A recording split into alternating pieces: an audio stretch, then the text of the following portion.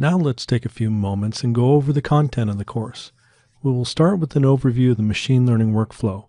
The workflow will provide the framework we'll use to approach our problem and ensure we do not forget any critical steps in developing a solution to the problem. Over the years, this framework has been followed to solve countless machine learning problems such as fraud detection, identifying spam email, and weather prediction. Once we understand the structure of the workflow, we will spend the majority of the course diving deep into each of the steps of the workflow. We will do this by applying the workflow steps to the sample problem of predicting if a person will develop diabetes. Diabetes is one of the leading causes of death in the world today. Up to 8.5% of the world's adults have diabetes. Prediction methods, like the one we are building, can help identify people at risk from this deadly disease. At the end of the course, we'll have a short review of what you have learned and where to go from here on your journey to learn more about machine learning. But before we go further, let's review the skills and experience you should have to get the most from this course. Let's start by discussing the skills I do not expect you to have. First, as the with Python in the title implies, we're going to be doing our programming in Python. However, you do not need to have any prior experience with Python. Throughout this course, we will learn by doing. That is, we will introduce the parts of Python as we use them, and in this course we will use version 3.5 of Python.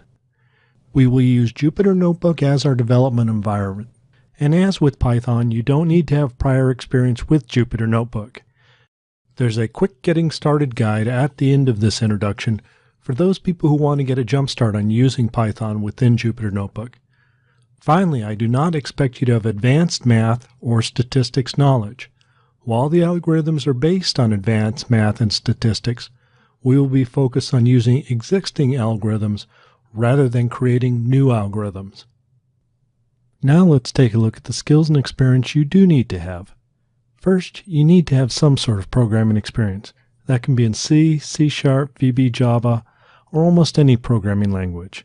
The language specifics don't matter, but you need to be able to understand basic programming constructs such as assignment, conditional statements, loops, and passing parameters to functions. Second, you need to understand and have some experience working with data in table and lists. That is, you need to understand that in a table, a given column contains data of the same type, and that rows contain one or more columns, and that in lists, all of the data is the same type. Third, you need to have some basic math and statistics knowledge. The statistics need not be much more than summation, means, median, maximum, and minimum, but I am assuming at least this level of knowledge.